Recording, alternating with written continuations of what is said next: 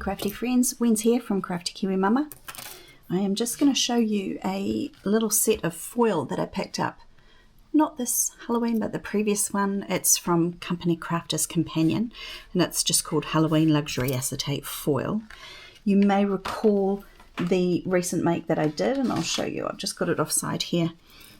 This particular potion bottle make that I did that had this amazing ghosty foil in it. And it's very hard to kind of capture the image of the ghosts, but I thought I'd show you where that's from. And the reason I'm doing this is because I want to use, can you see those cute little ghosties? It's amazing acetate. I think I called it foil, but I meant foiled acetate. I just think that's so cool with those little ghost characters, and you can see my little cut out potion bottle edge there. So that's where my potion bottle was cut from. So that particular piece has those little ghosties on it. Because I've put the glow in the dark behind it rather than a solid colour perhaps, or a colour that's so close to the foil accents, the little ghosties aren't showing quite as well on video, but they do show up incredibly well to the natural eye. So I wanted to show you that that's where that came from. I also wanted to talk to you about another little make that I'm in the middle of doing. And I'm at the stage of using my hourglass die to cut out the central section that's going to be where the sands flow. And you may recall me talking in a previous video about this glitter that I coloured with red alcohol ink.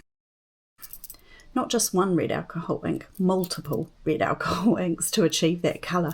But I've got a very specific make in mind for this. And this is the part that I'm working on today. So I'm doing this in stages. So I'm going to photograph it over a period of days. But I wanted to show you the acetate with its foiled accents on it, because it's quite a cool set. I'm hoping it will show up. Can you see those little blue sort of shots of iridescent blue in there as I move it in the light? So on the reverse side, it's completely iridescent.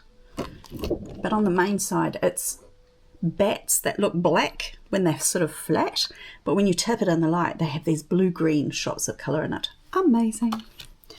So that's two more of the ghosties and another two more of that very gorgeous shots of blue bats. And then there's this one, which is like jack-o'-lantern faces done with shots of purple, shades of sort of purple. And on the back is the iridescent foil. I quite like both sides. There's another couple there. So that one's done with green iridescent jack-o'-lantern faces. I don't know. I need to put something plain behind it. My hand hopefully will show you the jack-o'-lantern faces. And then on the other side you can see the jack-o'-lantern, which is the more iridescent side. The reason I'm excited about this pack today is because it also has some spiderweb features. There's this one which is very purple webs. I need to really use my hand, I think, to better show you the design. So purple webs versus the very iridescent back. And then there's this amazing sort of shots of black web versus the iridescent side. And then there's this, which is a green web. And I sort of thought, out of those three colours, which would I be most likely to use on my designs? Because I don't want to use the front colour, I actually want to use the iridescent side on the back for my particular make. I am likely to use the purple one. I think that looks really amazing with the iridescent purple. And I very likely would use that sort of dark black iridescent blue with shots of blue and green in it. So I'm going to take this one, which actually has like a little anomaly in the middle of it there, but you can see where the foil has scratched off a little bit and it's not so, full in that particular section. These are 8 by 8 in size, so I can actually cut from that. You can see, sorry, I was too close to the camera there. You can see from that I could actually cut the web, design into my hourglass shape, which is going to fit with my particular pattern that I want to do incredibly well. I might take it from the middle because I notice there's a few scratchy bits there as well where the foil here and here where the foil is lifting, but that central bit's actually quite solid. So I'm thinking that's a pretty cool idea. And all will be revealed very soon. This is just the early thinking phase of my design, but I'm thinking I'll do that. So what it's essentially going to have will be the acetate with the web design integral to it. And you can kind of see even on the table there the beautiful iridescent shots of colour. So that's where I'm at. So far I've got a web shaped hourglass and some red glitter. It's Tim Holtz rock candy glitter. Don't know if I can show you better. Oh yeah, that looks quite cool with the lid off. Can you see that beautiful glitter? So I've dyed it red with some alcohol inks, as I said previously. And those two things are going to go together. Anybody figuring out at this stage what I might be working on? All will be revealed very soon when I pull the entire piece together. I'm just going to run through some little letters from a new alphabet set that I got from Whimsy Stamps. Just using my small platinum scout to do that. Nice to be able to have a die cutter that fits on the table and in the frame. I'm trying to get these curly S's. I've got to cut another one for this particular project. We should be able to get one to cut. And this, I hope, a little bit in the middle here, so I'll give that a go. I'm trying to angle it so that I run it through the rollers without it doing that big boing noise it does otherwise. Seems to run through the rollers easier on an angle. That's a Jennifer Maguire trick for those of you that watch her stuff, her amazing videos. I'm just going to pop that out. Actually, that's not thin enough. Let's use this. So that S, I'm hoping will just fly out now. Oh, there we go. Yes. Great little die cutter for these smaller jobs. So I've got my two S's. Just move my die cutter out of the way. Get rid of my plates and pick up the body of it. Super easy for this kind of stuff. So I've got two S's, and over here some of the other elements that I'm going to be using for this make. We're going to have sort of a cobwebby hourglass, and I want to have it so that the letters look like they're suspended in the web. I'm not sure, I don't want to make it too obvious, but maybe stick an A down here and an S looking like it's hanging up here somewhere. Another one sort of close to the mouth of what we're doing so you can see it's two S's. And maybe, I won't know exactly where I want that until I've actually got my image in place. And because there will be an image in this little section. But LYSSA. Anybody guess yet what I'm doing? And then the plan is to try and put one of these up here somewhere. So I've got to place my lettering, allowing for all the things that I want in the frame. But yeah, it's going to be sort of a crystalline white frame. And these spindles have been cut from this absolutely beautiful Star Dream paper from Cardstock Warehouse. The shimmer on that is unreal, and it's a beautiful sort of pearlescent white. This is from our lovely Cardstock Warehouse sponsors that have a lovely treat in store for a couple of winners at the end of our Halloween season. So we're building up to that big reveal. That's a little sneaky peek of something to come. And yeah, so I'm at this stage of things now. I've used these new alphabet die plates, which come from, tell you in a second the name of it, I just got to remember. More to the point, look it up. No, I can't. It's not on there. But this is the die set. So this little plate belongs here. I will drop out those letters in a few minutes into a little bowl, a little dish I've got here, and put together the rest of my make. So that's another little section that I'm working on that I thought I would just film and show you some of that aspect of it. And then it's back to the drawing board for the next little bit, because I need to actually cut the channel into the cardstock to then turn it into a shaker that will actually take the red glitter. So we're moving on, we're getting there. Hey crafty friends, Wens here from Crafty Kiwi Mama. I'm just about to do a little bit of extra work on a project that I'm putting together currently. I've sketched out where the hourglass shape is. That's going to be on the background of my card. I'm making this into a shaker so that I can use the rock candy glitter that I've coloured, and I've just tested the reds to see which of these two is going to be a better match for that rock candy glitter. And it's pretty apparent that the strawberry from the Versifying Clear, so I swatched both the tulip red and the strawberry, and the fraise or strawberry is definitely the right shade to match with the rock candy glitter that I've managed to colour up. So my plan, just to talk you through a little bit of what I'm thinking about doing, is to take this character and have it stamped in black across the top but fade out to red towards the bottom. There's a reason I'm doing that. Obviously I'm using the rock candy glitter, which is red. Wanted it to look like she's sort of dissolving into that sand that will be able to be moved between the two chambers in the end design. So that's the plan, is to turn that into basically a shaker well that's going to contain the sand, and the image will be behind that. I've got some beautiful heavy acetate from Crafter's Companion that has a web design on the top of it. So the actual front cover is going to be this acetate covered in the web, iridescent web design.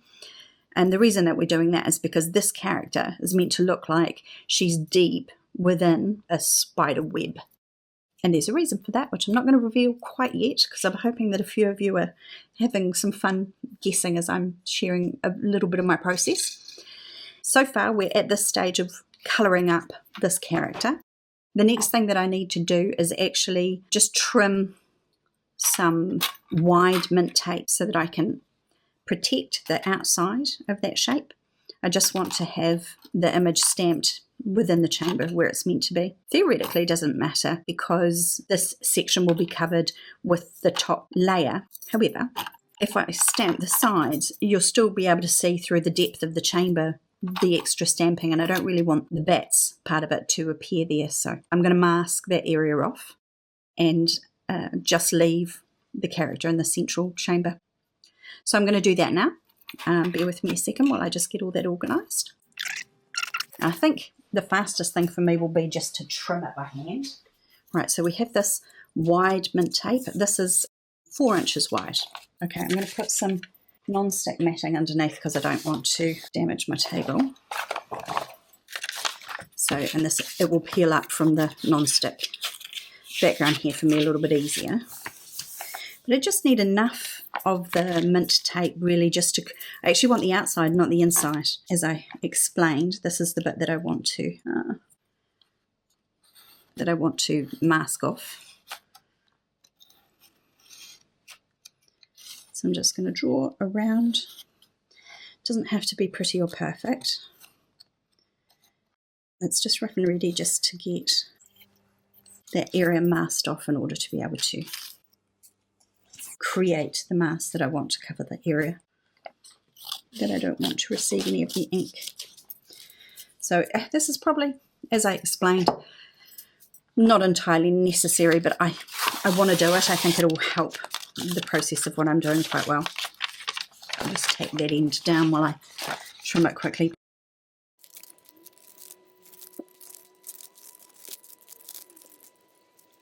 Right, so we'll bring back in the area that we are going to add the mask to.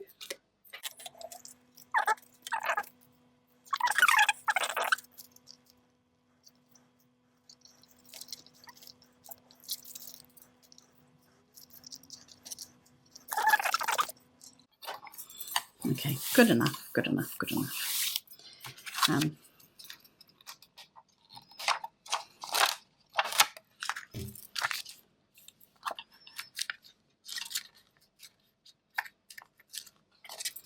I'm going to just trim the mask away from this bottom section so that we don't have that catching the bottom of the Misty, and then this top section as well, because we just don't need that overhang. And that is all we need of that.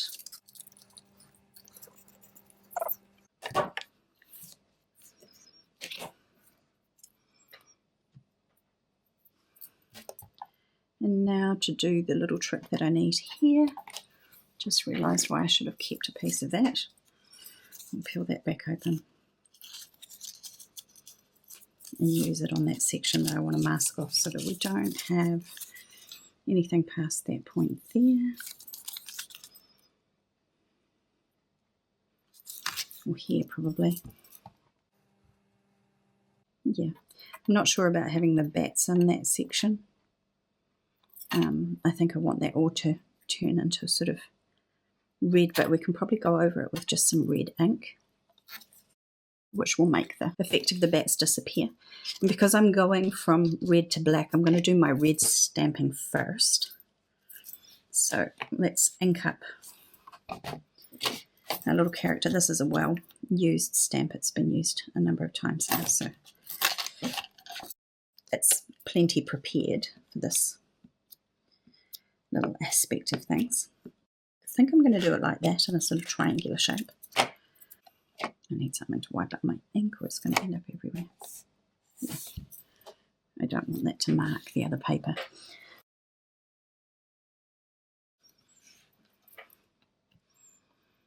Okay. I'm going to bring down that image and stamp that into place.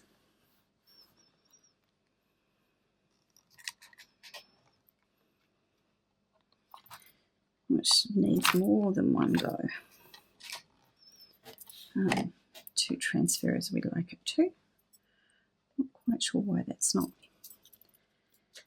delivering that ink quite as well as it usually would, but that's okay. I'll just go again. Don't know where I've put my, oh here it is, the stamping tool.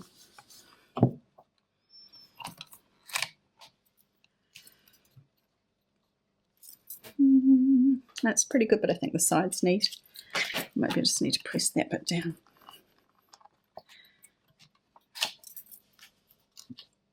I'd even just pull that ink down into there so that we don't have such prominent bats. It's kind of going a little bit freeform with the approach, but I think that's good. I'm going to give one more stamp up into the sort of triangle I've created there. And I think we'll call that bit done. So I'm going to wipe off the red, making kind of a mental note of where that actually looks like it's leaving me a little hint of what there was anyway, just the nature of red staining things. So we'll be able to tell sort of where the black meets the red more easily. I just need to roll off some of that.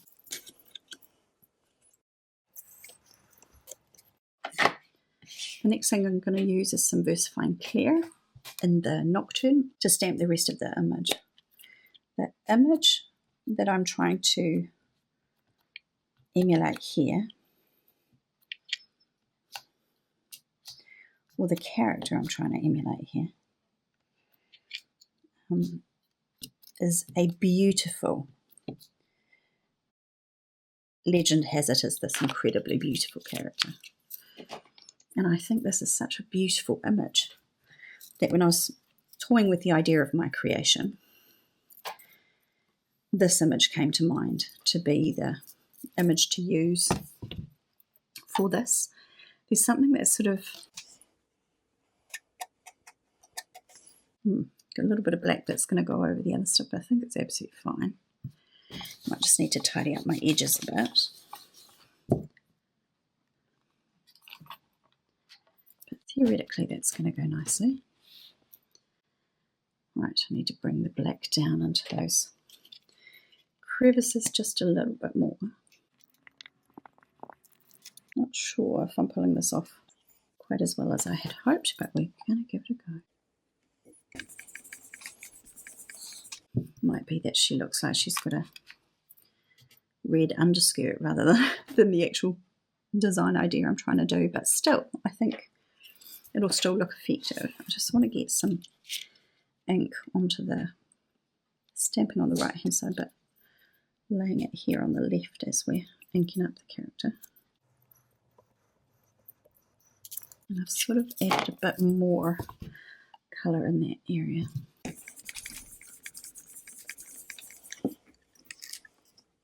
Okay, it's still not giving me really good coverage here, which I think is just possibly that I need to shimmer it.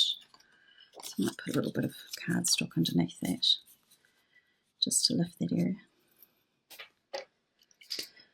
Sometimes that's helpful to do. I sort of want to just do like a bit. The transition feels very inorganic to me. I want to kind of soften the edge a little bit, so I'm going to just draw the ink pad. I don't know if you saw what I did just then, but I just kind of drew the ink pad down over the image so that I get a little bit of extra transference of the red, black into the red. I'm hoping. Oh, it didn't even really transfer. Oh, the joys of having a Misty, I tell you.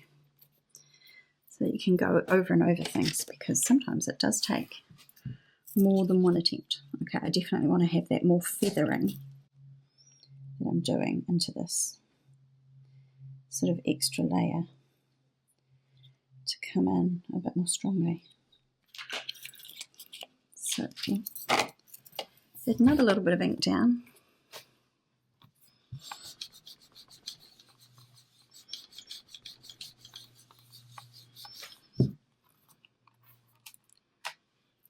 Oh, that's better. So I'm now getting a more feathering effect into the skirt instead of it being a harsh sort of triangular line. Getting more of a kind of a, what's the word? Dissolving into the black dissolving into the red, and that's kind of what I was going for. So I might just do that one more time, since that seemed to be effective with that particular application. Yeah, okay, I'm happy with that. I think that's looking good.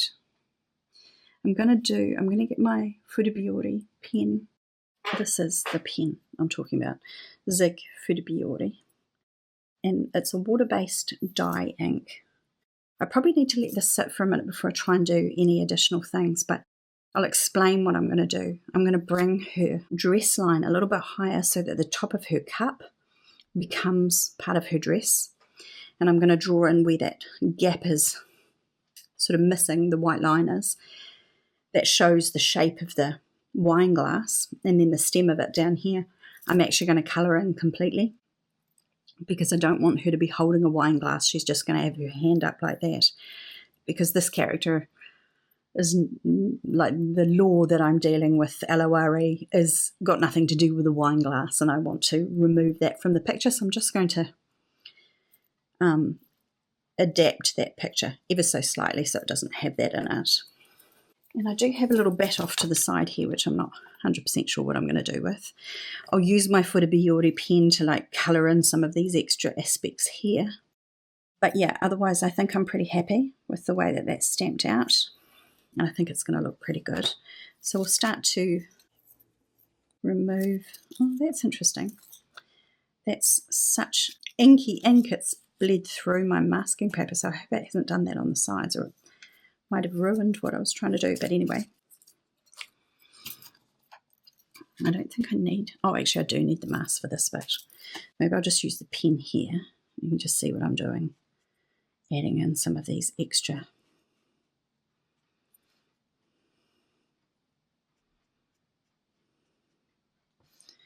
adding in a bit more feathering and then filling in that line that should be kind of black at that point of the hourglass.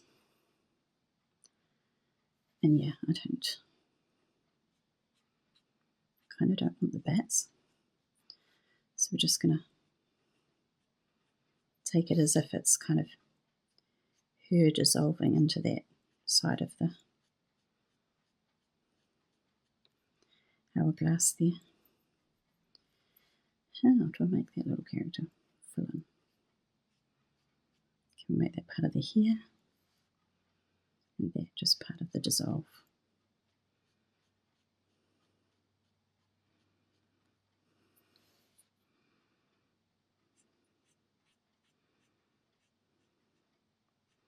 So I have added some in, but I think that's pretty good. I'll do this bit because that seems to have dried enough that I can just go over it. So I'm just making the stem of the wine glass disappear.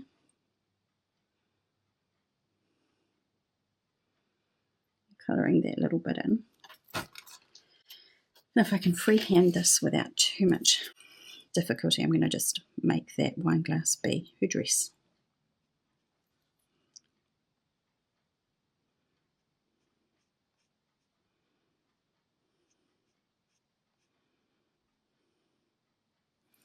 I think that's good enough.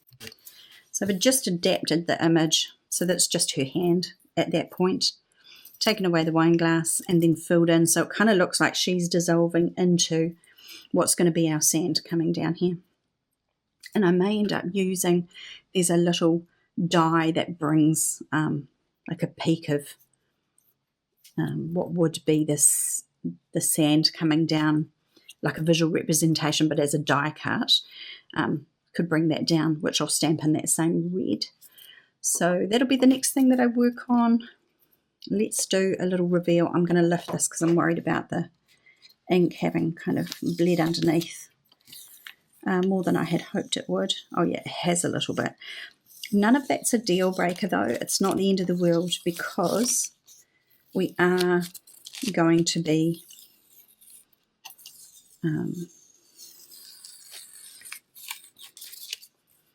that's a good thing to know actually, that if I'm using VersaFine clear inks, I need to double mask because it's bled right through to the base layer, which, yeah, I should have used Whimsy masking paper. This is really good at protecting the paper underneath. I'm really happy with that though. I think that's going to look cool. So we'll move our little shim out of the way that we used, and I think we can get rid of this. I do need to clean that stamp so I won't close that door. Let's shift that out of the way. So that's my character at this stage of things. Let's trim our acetate because that's wider than we need it to be. And we can do that quickly now.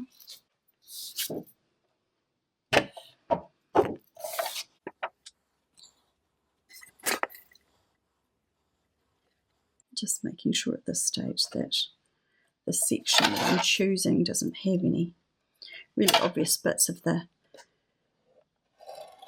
acetate missing. That's a lovely, lovely thick acetate, so it takes a good bit of pressure to cut through that. And then I'll show you in a second.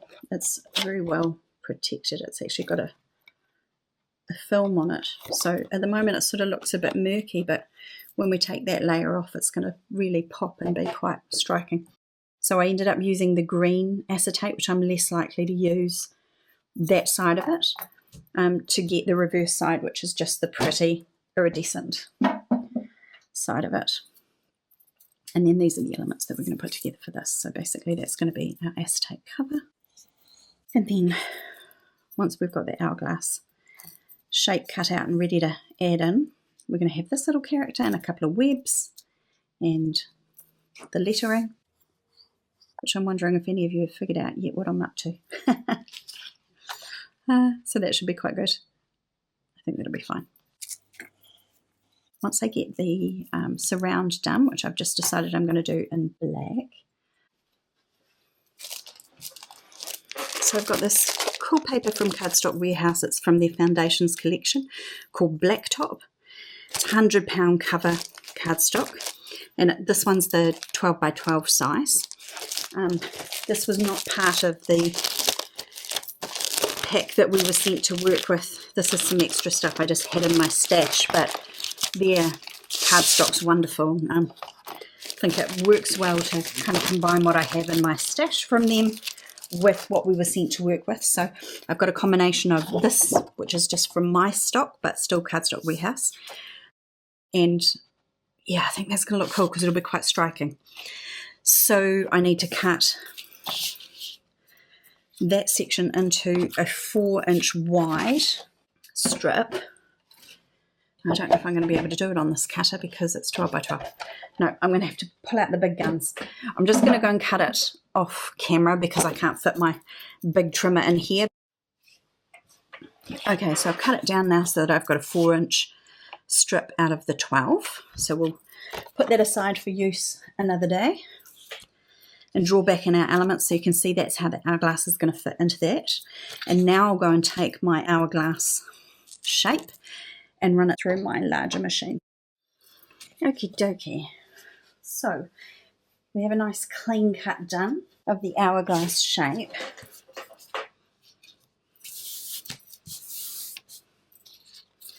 This is what's going to lay beneath it. So starting to get the idea now of how these bits are going to go together and flow together. So now we need to adhere our acetate onto the back of the hourglass shape. I've got a very, very tiny bit of overlap each side of the actual hourglass aperture there. So we're going to have to be really careful. And then we need to lay some, I think, double-sided tape on this. I'm going to see if I can find my red liner tape because that is a really lovely stronghold tape. This stuff here, it's a little bit tougher than your average tape. It shouldn't be too difficult to lay a pretty firm border of tape around the edge. Just do my snips because I find these really good. One-handed kind of management of taping things down. Oops, I took that a little too far. It won't come up again because it's so strong, the adhesion. Now, I definitely want to have the little central aspect of the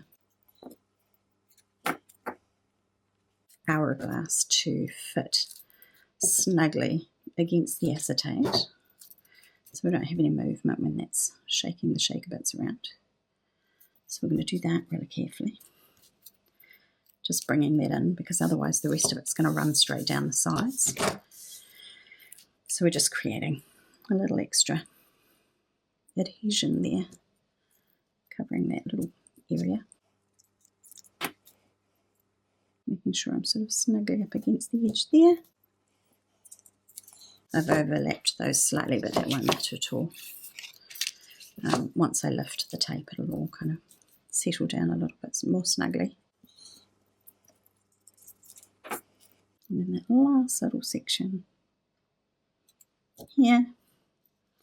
This bit is not the bit you have to worry about getting every edge to match or meet because it's not the bit that is going to have the shaker element in it. This is the bit that adheres the acetate basically to the top layer that creates our sort of visual window. So that bit's not super imperative to have stuck down perfectly. Nice to do the best we can, but it doesn't have to be perfect. So I'm just going to strip off the liner cover now. Oh, come on. There. Just needed to push it down a little bit more firmly to get an edge to lift. And I will use my bone folder just, you can see the lighter bits on the cardstock here, and then there's some really dark bits. Where it's darkest, it's adhered really firmly to the cardstock, and I want all of that to be dark. But I'll do that once I put the acetate down and kind of run the bone folder across everything. So we get a nice firm adhesion between all the layers. Right, that's better. Just need to give it a really good press down before lifting to get it to come away cleanly. That's better. Okay, so we want this iridescent side to be facing the other way. So we're going to adhere it down with our green side facing us. And we want to have enough overlap top and bottom so that it is completely enclosing our shaker wells, and so nothing can come out the sides of the shaker. I've possibly gone a little bit high.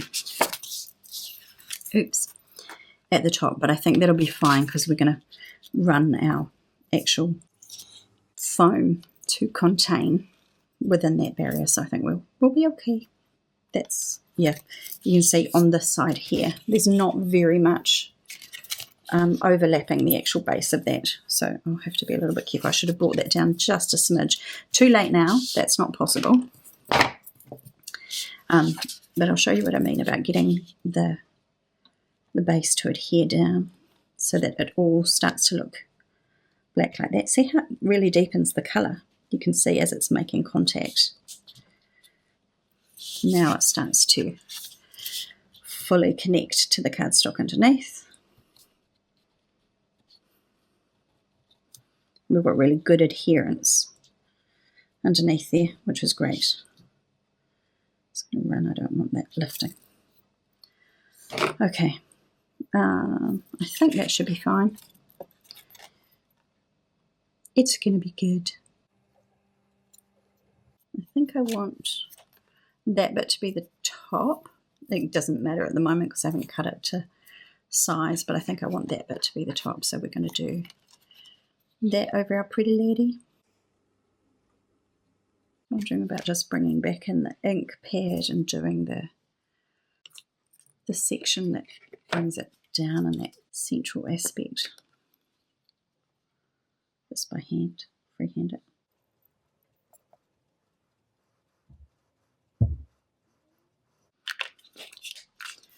So, the point of that is that when the sand is flowing through that area, it's just going to look like sand falling through. So I'm just going to try and make that falling sand just organically. I think that will do. Gives the impression.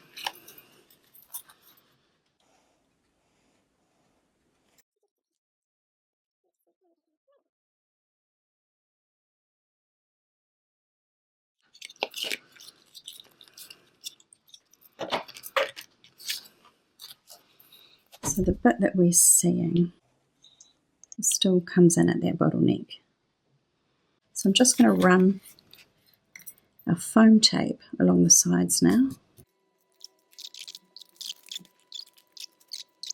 And we'll just put a little bit on those sections too.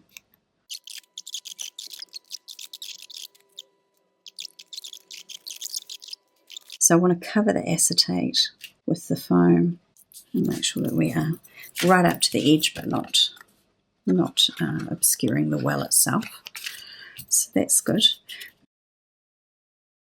Okay, so that's now got a shaker well with a bit of depth to it, which is good.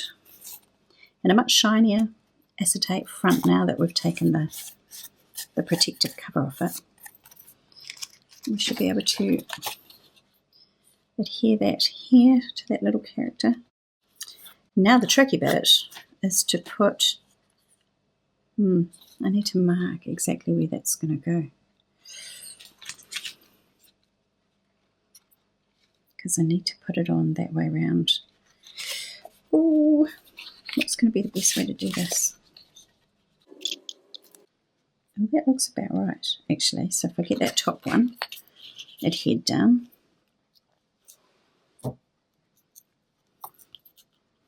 we'll do these bits so that they are easier to pull up. We've got to put in our rock candy glitter.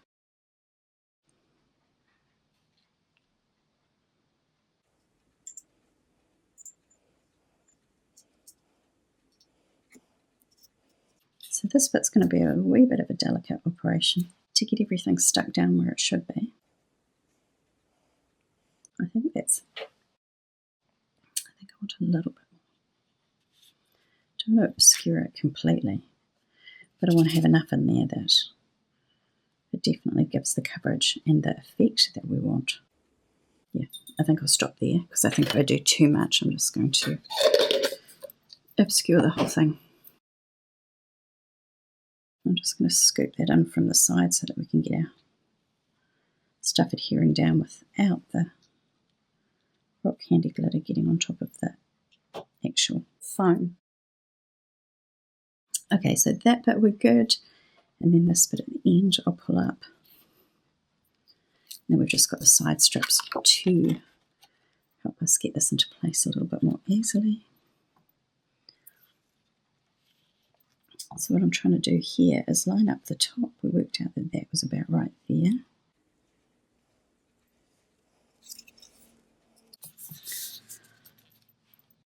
And then I'm going to carefully pull our side strips. I hope that I've got that lined up correctly on the inside there.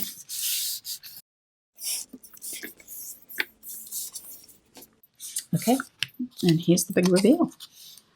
There is our, oh, that looks so cool. Here's our rock candy glitter, and it worked. Awesome. Okay, that's exactly what I wanted. So we've got the red at the bottom and her looking like she kind of dissolves down into it. Yes, it worked. Okay, so now we've got to do the section that requires.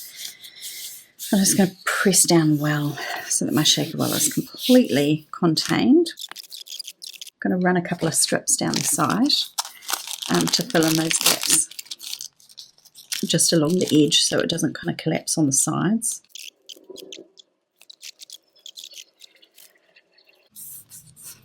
Okay, so I've got that bit stuck down, and now I need to pull the release tape off the back and then just pull it out the side so it firmly fits against that edge. So that worked. It would have been much easier if I did this the other way around and filled it in first. Anyway, not the end of the world. So now I just need to make the back for this so that we've got an opening Slimline shaker card. And what's the other thing I've got to do? I need to run the actual hourglass frame around the edges. So I'll be doing that a little bit. I'm not sure whether to use those ones or the ones that have the little circle spindles. I think I prefer the other ones. So I might go and cut a second set just to test out. And then we're going to have our big spider down the bottom, which is a very important part of this story. And then I want to add in some slooky looking cobwebs up in the corners. I know we've already got spider webs, but I just think that'll be a nice finish if it's over the top. And we'll stick one down the bottom here for our little spider friend to be crawling maybe out of. That looks kind of good, almost stuck in the web. Now I do need to cut something red to go in their tummy. Just thinking about what I can use to do that. I need a circle shape, and I was doing a make the other day with a character that had a very big oval shaped mouth. Oval rather than circle, sorry. I think that might be the one I need to use. So I'm going to go and grab that and get that underway. Okay friends, we're back with the next aspect of this build. I've got the acetate on and the sand in, and now we're just going to put the spindles along the side and the tops and bottoms of the hourglass on. I've chosen to use this particular pair. It's got a slightly smaller one for the top of the hourglass and a big one for the bottom. So that's what we're going to add on now, just very quickly. I'm keeping the background of this very plain. I've just chosen the plain black cardstock that I talked about with you earlier. That's just so that the focus and the feature becomes the image that's sort of imprisoned behind the web and the interesting things that are going to be around it. I'm just going to add on some glue and get our spindle stuck down. I might do this sideways so that I can control exactly where I place it. I want to have just enough of the hourglass showing on the sides that you see the full shape of it unobstructed. It's not sticking very well for me. I think I just need to put a little bit more glue up that end.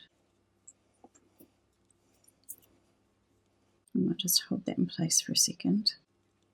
I think I've got a pretty even amount top and bottom, which is important because we need to know that when we place the base down, it's sitting in the right place for the spindle ends. So I think that's all good. I'll glue the other side. Also, just want to get my T-square and check that when I run that across, they're sort of quite evenly notched. That looks pretty good. That's not bad. Not bad at all. Top and bottom. Yeah. So that's actually matched up really nicely. So that's our spindle sides of the hourglass gone down. And then I'm going to use, you'll see these are not identical. One is slightly deeper. So that's going to be the base of our hourglass, which I'm going to put down like that. And then the top up here to complete that aspect of the design. I think that's going to look really good. So I'm just going to adhere that down. I might actually put that on with a little bit of foam tape, because I think to have that popped up with a little bit of dimension sort of adds to the drama of that particular piece. And I'll keep it the black foam because it's being adhered onto something black, so I think that'll work well just to have it kind of disappear into that background of black.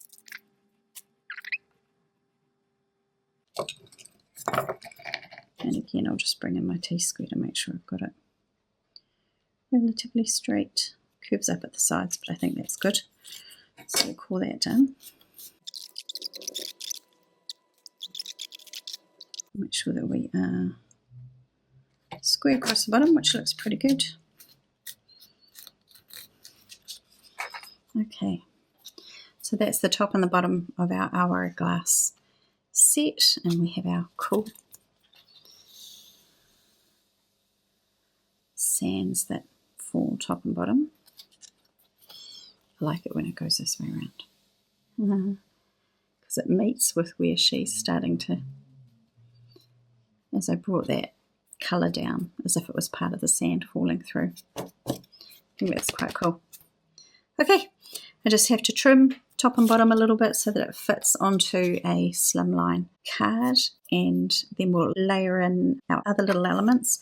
I did this as a test before, but I added a second layer of the VersaFine strawberry ink just to deepen it a little bit so that I could die cut a little oval to put behind the tummy of the spider. And I think Oogie Boogie's mouth, or this little ghosty character's mouth, is going to be about the right size oval to fit into that little tummy area. So I'm going to cut that. So I'll cut quickly this extra little aspect that we need. The next bit of the build. That should be plenty. And we're going to just pull off these extra little bits we don't want. Oh, yeah, so you can see from the die cut there that the ink isn't 100% dry because it's actually transferred onto the die. But not the end of the world. We can remedy that. It'll be fine. So I might give that just a little bit of time to dry before I adhere it here. Otherwise, it's potentially going to transfer through to the vellum, which I don't want. I don't want it bleeding onto the vellum. I just want it to sit behind. So he's going to have this red belly. And because we're using adhesive to stick it onto the spider's tummy, we need to make sure that it's going to cover completely the circle in a really cohesive way. So the best thing to do there is to use a little Xyron tape runner thing. I've got that upside down. It needs to go that way. Yeah, that way. So I'll do that. I'm going to clean off my die, make sure that there's no red left on there, otherwise we could end up with some very interesting transference on later die cuts. That looks good. It's come up perfectly, so that's fine. And let's just risk it. Risk the biscuit. And we're going to pull through.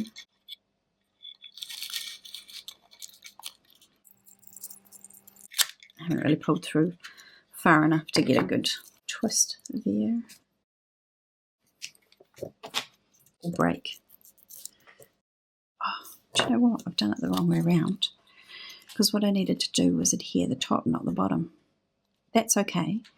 We'll leave the base on, but I need to do this again and put it through the other way. What a numpty. You'll see in a minute. So basically I've made the back of the circle adhesive, which is okay because we've got to stick the spider down somehow, so that kind of makes sense. But actually what I want to do is make the front of the red circle adhesive as well, because that bit has to go onto the front of the spider. So we're just going to trim this and then run it back through, but the other way around. So thinking a few steps behind here, however, it's not the end of the world. So I did it face up last time. I'm going to do it face down this time because I do want the adhesive to be on the base. So I'll pull it through again. And then tear that off. And this time you can see it's in the reverse. So I'm hoping when I peel this up it's going to give me a pretty good adhesive base to that little die cut. Let's see what we end up with this time around. Oh, that's interesting. Wow. Almost wouldn't release it for me. Okay, fingers crossed. Cross your fingers and your toes. We're going to stick this bit down and then pull the back off. Yes. Okay, that worked. I'm not going to say seamlessly, but it did work. Got a little bit of adhesive in the wrong place there, so we're just going to pull that off. Because wherever the adhesive is, it's going to show through on the other side. And when I go to stick that down, I'll press it all firmly so that this makes a good connection. I can't do that right now because unless I can use the back of paper. Oh, maybe I can. This might work.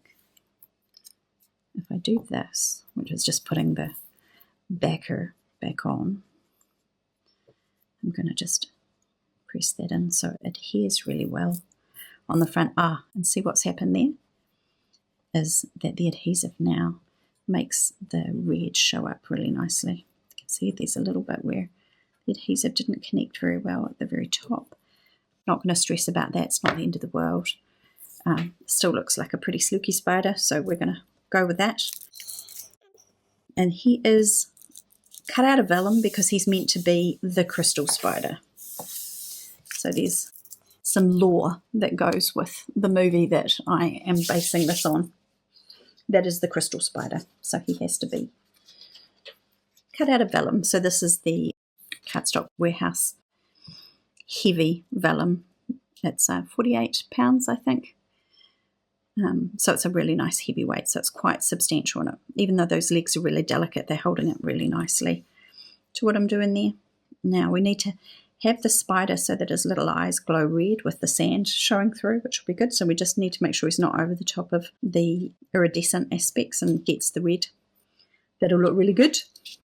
And I'm just working out how much extra spider web to add. I think I want to give him just a little bit because, as I say, I want his eyes to go over the top of the area where it's red there. Okay, I need to do some very careful sticking down. Okay, so he's going to be sort of coming up from the edge like that. Maybe a little bit more upright. Making a beeline for Lissa. Okay, so we're going to adhere our web down to there. So I'm just going to do a little bit. I might keep it quite loose over the central bit. So I'll put just a little bit here in the middle. Some on the outer aspect to the web. Some of these bits won't even stick down and I'll end up trimming them off, but that's okay. Something like that.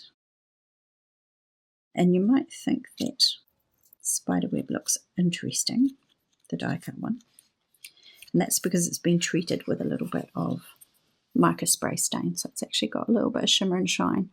That is the mica spray stain called, I think it's called Unraveled. Okay, cool. That bit's looking good. We're also going to do some spider web across the top, but I don't want it to obscure Lys's face. So we're going to kind of have it so that it looks like it's reaching down into her, but not across her. I'm actually going to trim that little tendril, I think. This little one. So that we just have, yeah, I might actually trim both. Those loose tendrils are going to be a little bit tricky to kind of navigate across her face. So I think we might just do that and have it. So I'm going to stick it at the top there and across the sides. That one will float sort of more above her head. So I'm not going to glue down the center. I will do here, here, and there. Will be where I stick my adhesive. Then we'll trim away anything that kind of doesn't fit once I put the backer on the actual card base. Okay, it looks pretty sort of sticky uppy right now, but it will behave and sit down shortly, I'm sure. I think we've got that stuck across pretty nicely. I have gone and put that directly over her face. That wasn't my intention at all. I've put it too low. Wonder if I can lift it. Ugh, I think it's too late now. I meant to put it higher. I've obscured her a little bit more than I intended to. But that's okay. Part of why I've got all webs on webs on webs is this character is the widow of the web. And she is sitting inside, basically, a central chamber of this giant web. And the crystal spider, there's some special sort of lure that stops the crystal spider from eating her. Some protection, some spell, let's say. And without giving away the whole story, this all comes to a little bit of an abrupt end when she does a favour for an old love. But as part of that, her life and the life of her love is forfeit. The love that she's doing the favour for has only enough time to get out of the web before the spider comes to eat her. And part of the arrangement is that he will live only as long as the sands of the hourglass last. And at the end of that time, he will die. So I've probably given away too much of the story now. But it's a cool old movie that I quite liked, and I thought it would be really fun to do a make of Lyssa, the widow of the web.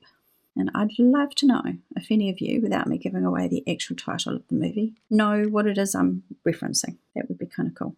And so I wanted to put the letters of her name in here because that's also an important part of the story. Her name has great importance in the story. Are there sort of science fantasy geeks out there? I'm not going to say what it is because I'm hoping people will go, oh, I know, and put in the comments. So let me know if you know what it is this is based on, the movie that this is based on. Okay, so I think I'll actually glue down the letters at this stage because that bit should be possible. But this could be a bit messy, so I'm going to use a little bit of scrap paper just to protect my work surface.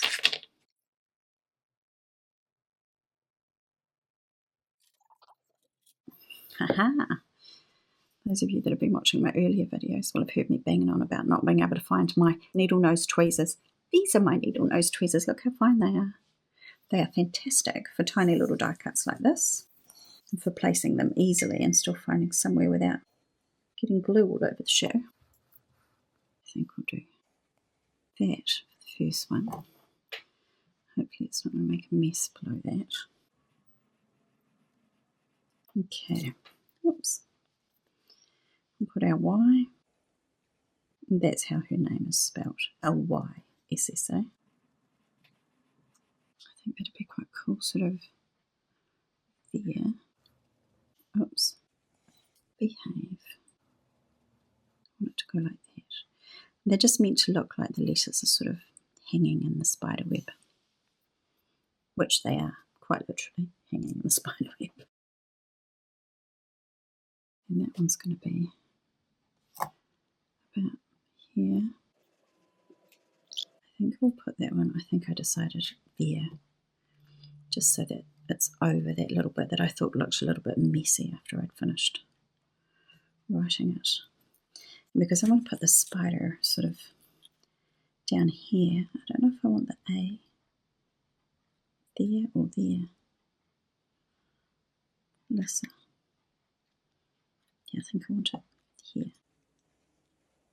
Yeah. I think that'll look good. I did the lettering in silver because I didn't want it to take over the make. I wanted it there so that those that know the story can look at it and it's absolutely clear what I'm doing and what I'm, what this make is based on. Anybody who knows the story is going to be straight away like, oh my goodness, yes, that's totally it. But for those who don't, I didn't want the letters to kind of overtake too much. So I think I'm going to put the A down there. So that's adhering straight onto the acetate. I should have dabbed that off first and then I wouldn't have had any spill. I think because there's the web there, it's less obvious, which is good. There's sort of enough going on in the background that it doesn't really matter. Too much. Okay, so then remember we've got the little sticky on the back of our spider because we don't want to have any more adhesive on that little spider character than what we've already put on because it will show through. I noticed that splitting slightly at the top, so I'm just going to put, it's like there's a layer there that's lifted on my cardstock, so I'm just going to glue that down. And then that whole section, as we established earlier, is actually sticky. I just want to angle him so his eyes are completely red. And he's sitting now on that web, coming to get Lissa. You can see the sands of time.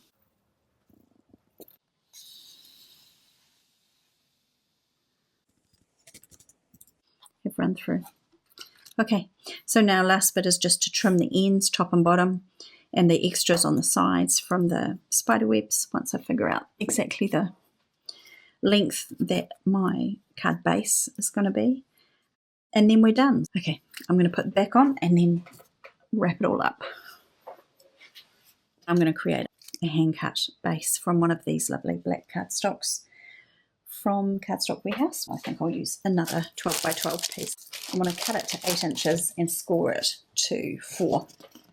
So I might do my score first and then it makes my cutting easier. Just use this one quickly. I have a gazillion scoreboards. It's the one thing over the years that I have overindulged in. Okay, yeah, so that's pretty much bang on 4. So we'll score it at 4. Then I can trim the ends off because I don't need it 12 inches deep, but it's much easier to cut once I've got the score done.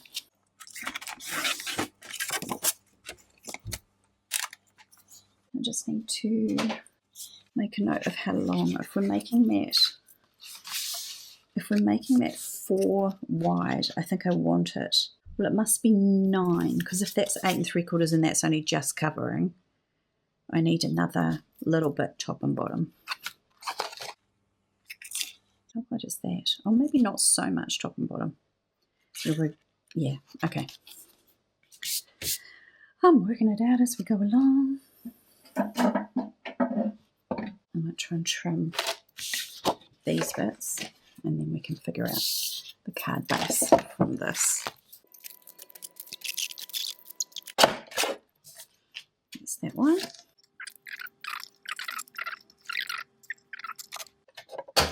Top and bottom. Yeah, think that's pretty good. And then I'll just trim the extra little bits that are overhanging on the sides, which will tidy that up nicely. And now that we know the length for that, I can mark it on here. Hopefully it's not bigger than my mini scoreboard, otherwise I'll have to go and trim it on the other one. Okay, I'm just going to flip that and cut some of these extra tendrils off the spider webs. Oh, is that my... No, yeah, that's fine. For a minute there I thought I was cutting a leg off. I don't want to lose my spider's legs, just a little bit off the web.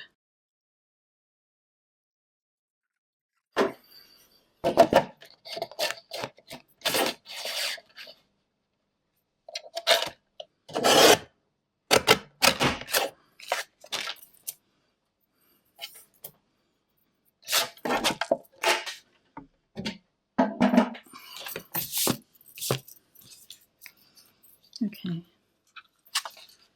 I think that's pretty good.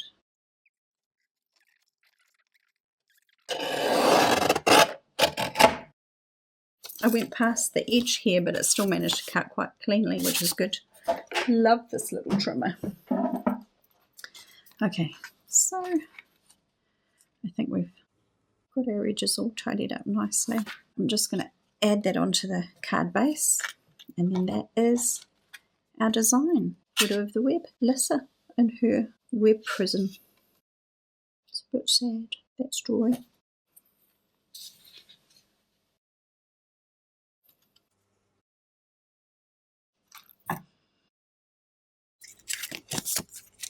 I'm going to get that all stuck together. We are totally done.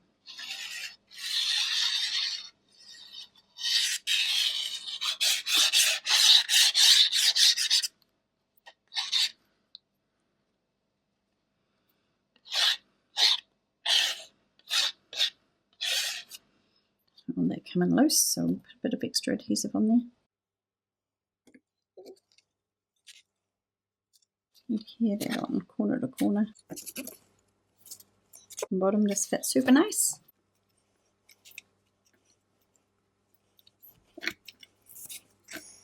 And it's done. Make all the sands go to the top. I'll show you one more time. Sand falling through the hourglass. How cool is that? So it's an unusual one with a very different sentiment because it says Lissa on it. There's nothing else to finish the piece. It's now done. I love the way that the ink has picked up a little bit of the shimmer from the Distress Rock Candy glitter, and it's got like a little edging that's picked up some of the colour. Looks really cool. That's it today, folks. Thanks so much for stopping to have a look at my creative adventure. I will be back soon with another one. Until then, I wish you a wonderfully creative day.